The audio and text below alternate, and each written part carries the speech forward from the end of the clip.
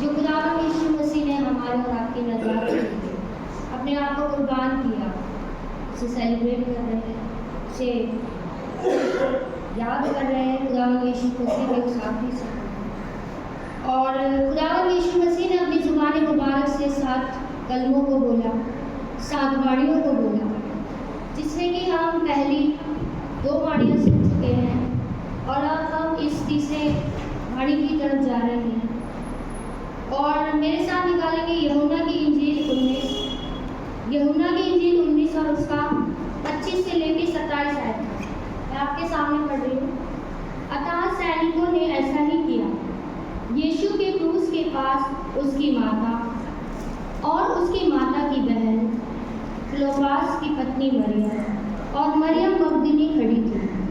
जब यीशु ने अपनी माता और उस चेले को, जिससे वह प्रेम रखता था, पास खड़े देखा, तो अपनी माता से कहा, हे नारी, देख, यह तेरा पुत्र है। तब उसने चेले से कहा, यह तेरी माता है। और उसी समय से वह चेला उसे अपने घर ले गया। हमेशा अपने बच्चे के पढ़े सुने जाने का आशीष देता है। जब हम इस तीसरे कलमे को पढ़ते हैं तो ये तीसरा कलमा हमको एक माँ और एक बेटे के प्यार के बारे में बताता है। वो जब हम देखते हैं कि खुदावंद यीशु मसीह को सलीब दी जा रही है, और हम सबको पता है खुदावंद यीशु मसीह को सलीब दी जा रही है, उसे कोड़े मारे जा रहे हैं और उन्हें गालियाँ दी जा रही है, उनके ऊपर जुल्म और सितम किया जा रहा है और बहुत ज़्यादा खुदावंद यीशु मसीह को दुखों का सामना करना पड़ रहा है। बहुत ज़्यादा उनको उनके शरीर पर तकलीफ हो रही है।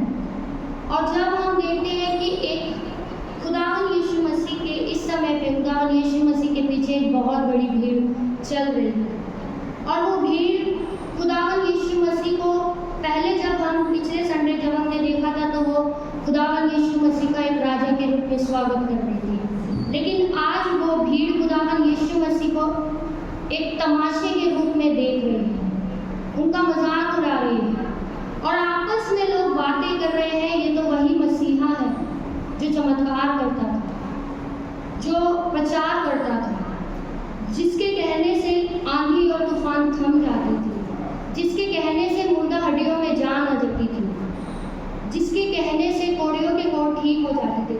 और आज ये मसीहा सलीब पर है, अपने लिए कुछ कर नहीं रहा है, ये आपस में बातें कर रहे हैं।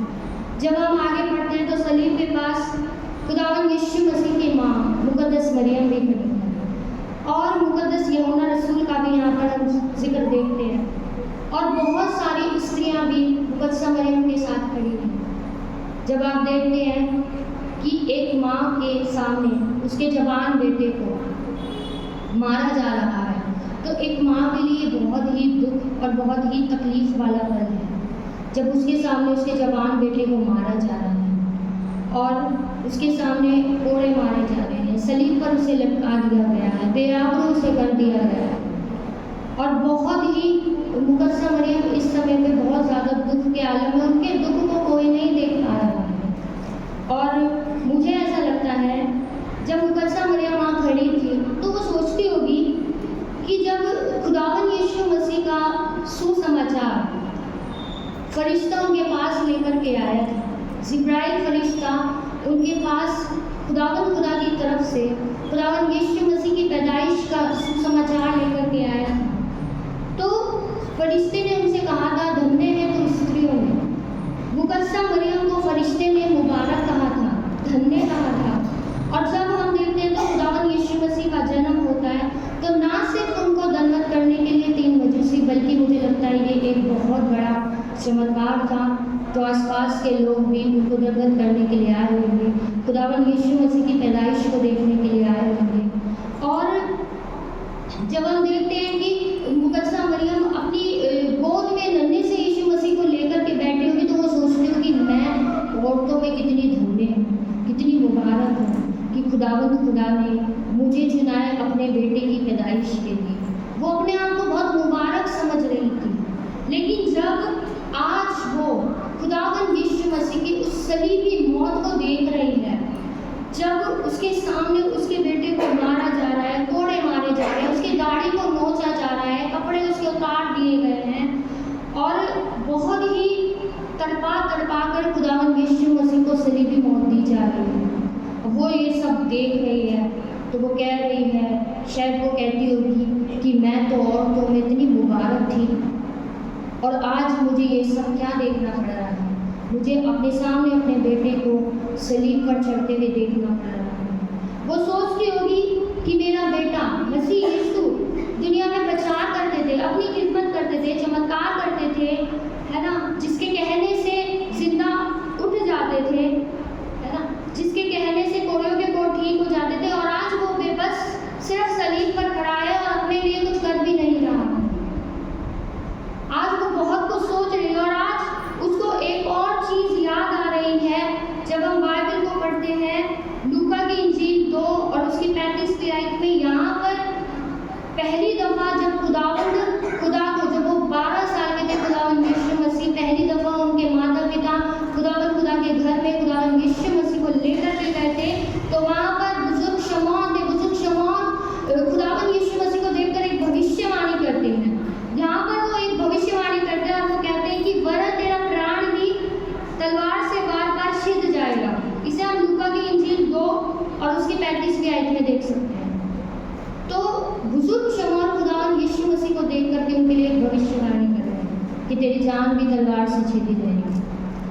शायद मुकद्दसा मरियम ने उस वक्त इस भविष्यवाणी को ध्यान ना दिया हो या इसको थोड़ा नॉर्मल लिया हो, लेकिन आज उन्हें बुजुर्ग शमौन की वो भविष्यवाणी याद आ रही है और वो अपनी आंखों से उस भविष्यवाणी को होते हुए देख रहे हैं। जब हम आगे बाइबल पढ़ते हैं तो मुकद्दसा मरियम के साथ बहुत सी औरतें भी खड़ी हैं जो मुकद्दसा मरियम के दर्द को थोड़ा कम करती हैं, जो खुदावंद यीशु मसीह को देख करके रो रही थी। और ये वो औरतें हैं जब खुदावंद यीशु मसीह अपनी सेवकाई करते थे, जब अपनी खिदमत कर रहे थे, तो ये औरतें खुदावंद यीशु मसीह के साथ रहा करती थी।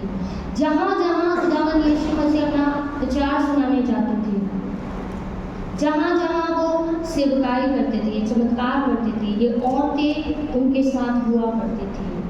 बहुत सारे बाइबल के ज्ञाता बताते हैं ये वो औरतें थी जो बहुत सारे रोगों से ग्रसित थी, इनके रोग का इलाज नहीं था, बहुत सारी दुष्ट आत्माओं से ग्रसित थी।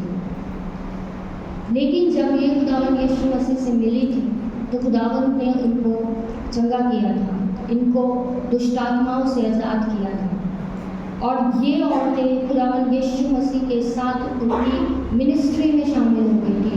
और ये औरतें, बहुत सारे लोग भी बताते हैं कि ये औरतें बहुत अमीर थी, ये खुदावंद यीशु मसीह की मिनिस्ट्री को सपोर्ट किया करती थी। और आज ये खुदावंद यीशु मसीह को देख कर के रो रही हैं और कह रही हैं कि ये हमारा मसीहा है, इसका क्या गुनाह है, इसने क्या गुनाह किया है, इसको क्यों सलीब पर लटका दिया गया है, इसके ऊपर क्यों इतना जुल्म सितम किया जा रहा है, ये तो एक मासूम नबी है, इसके साथ ऐसा क्यों कर रहे हैं।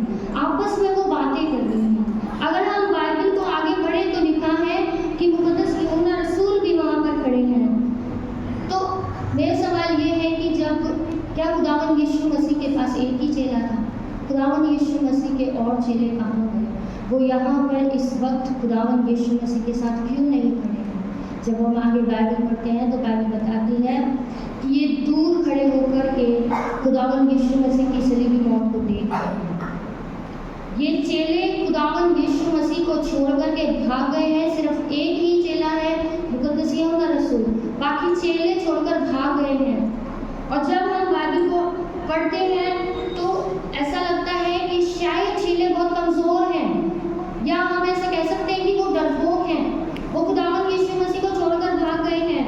उनको लगता होगा कि जब हमारे गुरु को सलीब उठाने के लिए कह दिया गया है, हमारे गुरु को सलीब दी जा रही है, कहीं ऐसा ना हो कि हम इसके साथ खड़े होंगे या हम इसके साथ चलेंगे तो लोग हमें पहचान ना ले और हमें भी ना कह दे कि तुम भी सलीब उठाओ, हमें भी सलीब पर ना चढ़ा दे, हमारे ऊपर भी जुल्म सितम ना कर दे, हमें भी कोड़े ना मारे, हमारी भी दाढ़ी को ना नोचे, हमारे ऊपर भी कांटों का ताज ना पहना दिया जाए। चेले डर गए हैं, भाग गए हैं छोड़ करके। सिर्फ मुकद्दस यूहन्ना रसूल खुदावंद यीशु मसीह के पास खड़े हैं। जब हम आगे बढ़ते हैं तो देखते हैं कि मुकद्दस मरियम को जब खुदावंद यीशु मसीह देखते हैं तो उन्हें मालूम होता है कि मेरी माँ मेरे लिए बहुत परेशान है, बहुत दुख के आलम में है और उनसे मेरा ये दुख देखा नहीं जा रहा है। वो बहुत परेशान होते हैं, बहुत दुखी होते हैं। जब हम मरकुस की इंजील 6:3 और मत्ती की इंजील 13:55 को देखते हैं तो यहाँ पर हम खुदावंद यीशु मसीह के भाई और बहनों के जिक्र के बारे में हमें मिलता है। इस वक्त खुदावंद यीशु मसीह के भाई और बहन भी उनके साथ नहीं है, वो भी उन्हें छोड़कर जा चुके हैं। सिर्फ मुकद्दस मरियम और मुकद्दस यूहन्ना रसूल और वो औरतें खड़ी हैं और वो भी उनके साथ नहीं है। जब हम देखते हैं कि खुदावंद यीशु मसीह जब अपने चेले मुकद्दस यूहन्ना रसूल को देखते हैं तो वो अपने भाई बहनों को अपनी माँ की जिम्मेदारी ना देते हुए बल्कि अपने इस चेले को मुकद्दस यूहन्ना रसूल को अपनी माँ की जिम्मेदारी देते हैं। और मुकद्दस यूहन्ना रसूल खुदावंद यीशु मसीह की माँ को जब देखते हैं, जब वो खुदावंद यीशु मसीह देखते हैं ना कि मेरी माँ का ये कितना ध्यान रख रहा है, मेरी माँ को संभाल रहा है और उसके एक दर्द में उसके साथ है, तो खुदावंद यीशु मसीह अपनी माँ को देख कर के कहते हैं कि ये तेरा बेटा है। अपनी माँ से कहते हैं मुझे मत याद रख, ये है तेरा बेटा। क्योंकि इस समय पे वो बहुत तकलीफ के आलम में है। उनको पता है थोड़ी देर बाद मेरी मृत्यु हो जाएगी और तीसरे दिन फिर मुझे ऊपर चले जाना है। मेरी माँ की जिम्मेदारी को कौन लेगा, इस दुनिया में उसे रहना है। उनका तो पूरा प्रोसेस वही था जैसे हम इंसानों का होता है, हमें अंत में आगे मिट्टी में जाना है, वैसे ही मुकद्दसा मरियम का प्रोसेस था। लेकिन खुदावंद यीशु मसीह को तीसरे दिन जिंदा होना था, इसलिए खुदा ने अपनी माँ की जिम्मेदारी अपने अजीज चेले, बाइबल में लिखा है कि ये चेले को खुदावंद यीशु मसीह बहुत प्यार करते थे, बहुत प्रेम करते थे और अपने इस अजीज चेले को अपनी माँ की जिम्मेदारी दे देते हैं। और बाइबल आगे बताती कि उसी वक्त ये चेला जैसे ही खुदावंद यीशु मसीह ऑर्डर देते हैं उसको कि तुझे मेरी माँ का ध्यान रखना है, ये चेला तुरंत खुदावंद यीशु मसीह की माँ को मुकद्दसा मरियम को अपने घर ले जाता है। ये है इस चेले की वफादारी, ये है इस चेले की आज्ञाकारी का। याद रहे, जब हम खुदावंद यीशु मसीह के साथ होते हैं, जब हम खुदावंद यीशु मसीह के साथ वफादारी से चलते हैं, तो हमारी जिंदगियों में चाहे जितना मर्जी भारी पत्थर हो, चाहे वो बीमारी की सूरत में हो, मुसीबत की सूरत में हो, परेशानी की सूरत में हो, चाहे वो किसी भी सूरत में हो, तब खुदावंद यीशु मसीह हमारी जिंदगियों से वो सारी परेशानियों को, वो सारे पत्थर को, वो सारी तकलीफों को, वो सारे दुखों को अपने हाथों से हटाने की ताकत रखता है। खुदावंद यीशु मसीह अपने हाथों से खुद हमारी सारी तकलीफ और गुनाहों को हटा देते हैं, मिटा देते हैं हमारे गुनाहों को। ये चेला खुदावंद यीशु मसीह के साथ आखिरी वक्त तक वफादार रहा। उसने खुदावंद यीशु मसीह की, जैसे ही उसको पता चला गुरु का ऑर्डर आ गया है, उसने ऑर्डर मान लिया, आज्ञा मान लिया। क्या आप खुदावंद यीशु मसीह की आज्ञाओं को मानते हैं? क्या आप उसके साथ वफादार रहते हैं? जब आप खुदावंद यीशु मसीह के साथ वफादार रहते हैं, इसी तरह जब आप खुदावंद यीशु मसीह के साथ मिलकर के जब हम दुआ करते हैं, प्रार्थना करते हैं, आराधना करते हैं, तो हमारी जिंदगियों में चाहे जितने मर्जी तूफान आए, चाहे जितनी मर्जी परेशानी आए, चाहे जितना मर्जी बड़ी मायूसी आए, वो सब खत्म हो जाती है जब हम खुदावंद यीशु मसीह के साथ होते हैं। और क्योंकि जब हम खुदावंद यीशु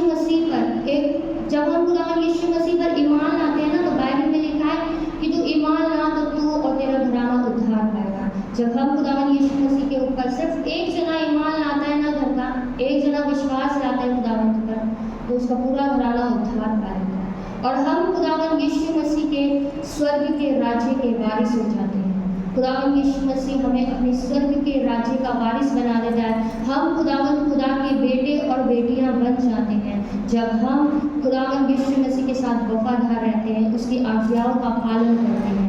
बाइबल में लिखा है प्रकाशित वाक्य की किताब में कि जान देने तक वफादार रहे तो मैं तुझे ज़िंदगी का काज करूँगा।